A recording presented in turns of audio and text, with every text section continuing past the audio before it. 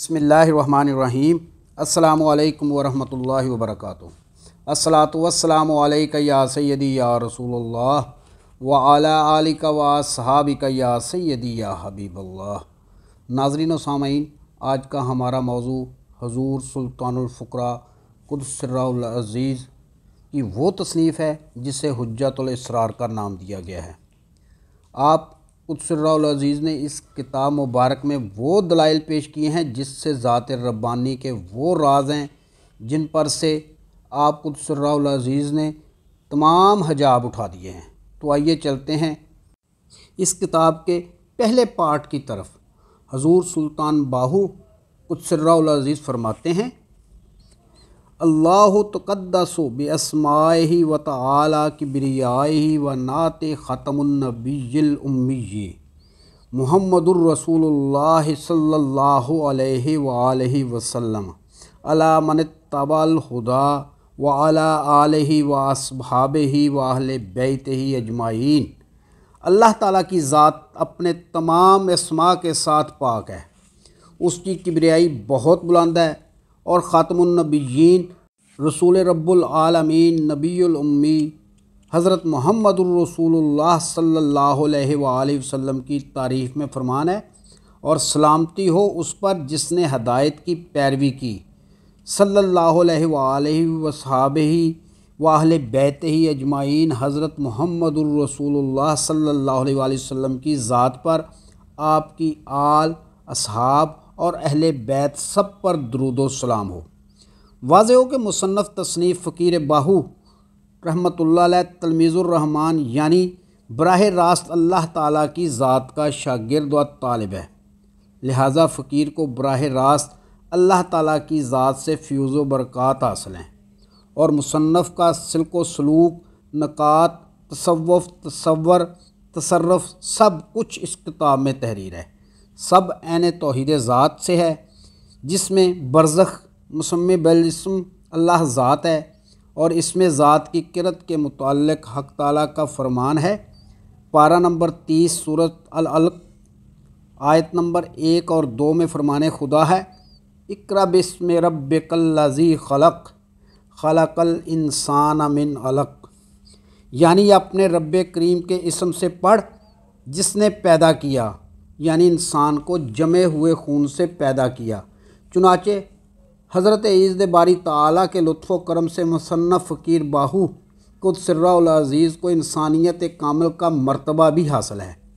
چنانچہ انسان کے متعلق فرمان باری تعالیٰ ہے، حدیث قدسی ہے: الانسان سری و انا سرہ، انسان میرا راز ہے اور میں اس کا راز ہوں۔ چنانچہ مصنف فقیر باہو قدس سرہ العزیز کو بارگاہ خداوندی سے جواب با ثواب بھی حاصل ہے، اور میں مصنف فقیر باہو قدس سرہ العزیز مع اللہ صاحب الہام با مذکور ہوں، اور حضرت محمد الرسول اللہ صلی اللہ علیہ وآلہ وسلم کی مجلس پاک میں صاحب حضور ہوں، یعنی خدا اور رسول خدا صلی اللہ علیہ وآلہ وسلم کی حضوری مشرف مسرور و مغفور ہوں۔ نفس و شیطان پر غالب و قاہر ہوں، اور نفس و شیطان مقہور ہیں، کیونکہ اللہ تعالیٰ خود میرا طالب ہے، اور اللہ تعالیٰ کی ذات ہی سے میرا ظہور ہے۔ اور حدیث قدسی میں حق تعالیٰ کا فرمان ہے: کنت کنزا مخفیا فاحییت ان اعرف فخلقت الخلق، یعنی میں تو ایک پوشیدہ خزانہ تھا، پس میں نے چاہا کہ میں پہچانا جاؤں، تو میں نے اپنی پہچان کے لیے مخلوق کو پیدا کیا۔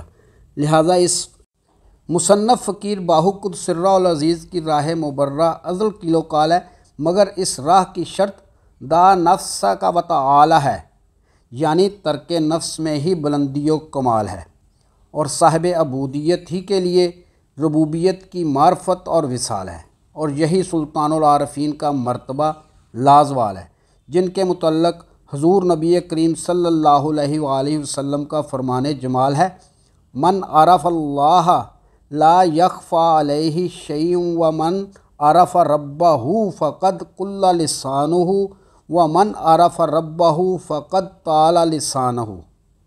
جو شخص اللہ کو پہچان لیتا ہے اس پر کوئی چیز مخفی نہیں رہتی، اور جو اپنے رب کو پہچان لیتا ہے تحقیق اس کی زبان گنگی ہو جاتی ہے، اور جو اپنے رب کو پہچان لیتا ہے بے شک اس کی زبان لمبی ہو جاتی ہے۔ تاہم ذکر با مخلوق کو چھوڑ، چنانچہ زبان کو بھی چھوڑ اور قلب کو بھی چھوڑ اور روح کو بھی چھوڑ، کیونکہ خدائے تعالیٰ غیر مخلوق ہے، لہٰذا غیر مخلوق کو غیر مخلوق ذکر کے ساتھ یاد کرنا چاہیے کہ اللہ تعالیٰ ذکر کرے تو بندہ کو سنائی دے اور بندہ ذکر کرے تو اللہ تعالیٰ کو سنائی دے۔ چنانچہ قرآن پاک میں حافظ قرآن محب اللہ کے لیے یہی فرمان ہے۔ اللہ تعالیٰ کی ذات ارشاد فرماتی ہے، پارہ نمبر 2 سورۃ البقرہ آیت نمبر 152 میں فرمان خدا ہے، فَاذْكُرُونِي أَذْكُرْكُمْ وَاشْكُرُوا لِي وَلَا تَكْفُرُونَ۔ پس تم مجھے یاد کرو، میں تمہیں یاد کروں گا، اور میرا شکر کرو اور ناشکری نہ کرو۔ چنانچہ حدیث قدسی میں اللہ تعالیٰ کا فرمان ہے، فَفِرُّوا إِلَى اللَّهِ يَقْبَلُ اللَّهُ فَارِقُ النَّفْسِ ثُمَّ قُلِ اللَّهِ تَعَالَى دَعَ قَلْبَكَ وَدَعَ رُوحَكَ ثُمَّ قُلِ اللَّهِ كَمَا قَالَ لِحَبِيبِهِ قُلِ اللَّهِ ثُمَّ ذَرْهُمْ قُلِ اللَّهِ سُبْحَانَ اللَّهِ طَارَ رُوحِهِ۔